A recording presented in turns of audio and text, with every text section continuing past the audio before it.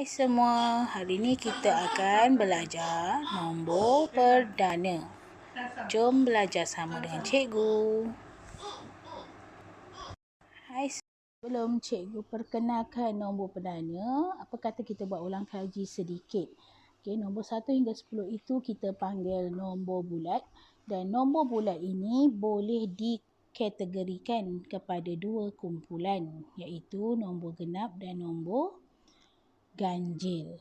Okey, ingat lagi bagaimana kita nak kategorikan, nak kumpulkan mereka? Okey. Nombor genap dan nombor ganjil itu, okey, kita boleh katakan untuk nombor 1 hingga 10 tadi, nombor 1, nombor 3, 5, 7 dan 9 dikumpulkan kepada nombor ganjil, manakala sifar 2, 4, 6, 8 adalah nombor genap. Okay, dengan lain perkataan, kalau kita nampak ekor dia ataupun sar dia antara 0, 2, 4, 6, 8, kita boleh kategorikan sebagai nombor genap. Okey, so sekarang kita akan perkenalkan nombor perdana.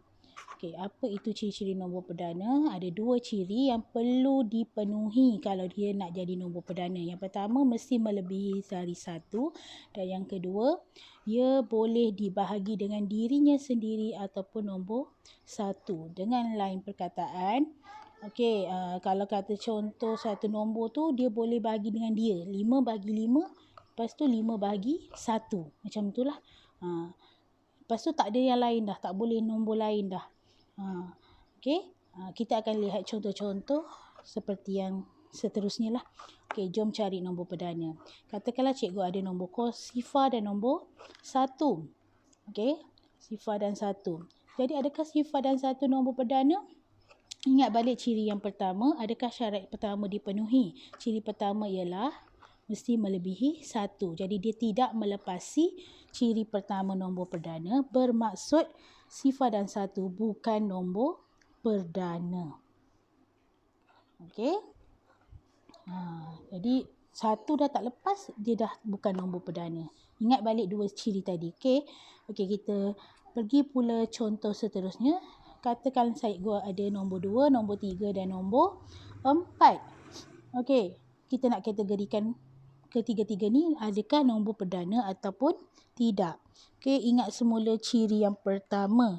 Nombor perdana mesti melebihi 1. Bermaksud 2, 3, 4 lebih daripada 1. So, ciri pertama dipenuhi. Betul lah ciri tu. Okey, jadi kita masuk pula, tengok pula ciri yang kedua. Okey, apa ciri kedua tadi?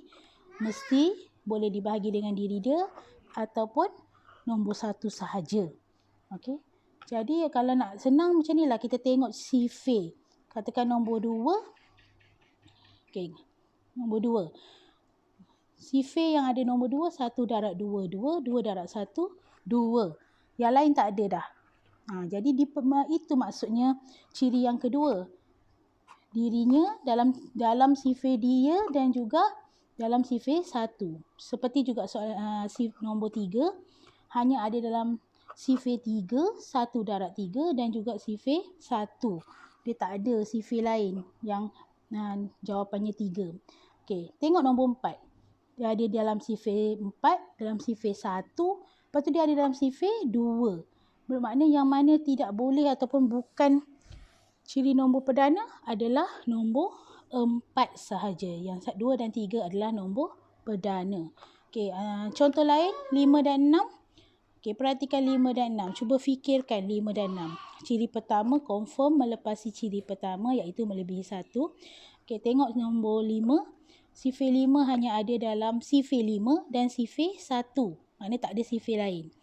So, dia ciri kedua dipenuhi kan? Kalau sifar 6, nombor 6. Sifar 1, sifar 6, lepas tu dia ada dalam sifar 2 dan sifar 3. Bermaksud 6 dan 5 ni yang mana perdana dan mana bukan perdana? 5 itu dikategorikan sebagai nombor perdana, manakala 6 kita kata bukan nombor perdana. Kenapa? sebab ada satu lagi ciri kat bawah tu yang melepasi ciri nombor perdana. Okey. Jelas tak? Okey, kesimpulan yang boleh kita buat ialah kalau sesuatu nombor itu hendak jadi nombor perdana, dia mesti memenuhi dua syarat tadi. Apa syarat? Nombor yang pertama mesti melebihi 1, yang kedua hanya boleh dibahagi dengan dirinya dan juga dengan 1. Okey. Yang kedua, kesimpulan yang kita boleh buat yang akan cikgu berikan ialah semua nombor genap bukan nombor perdana.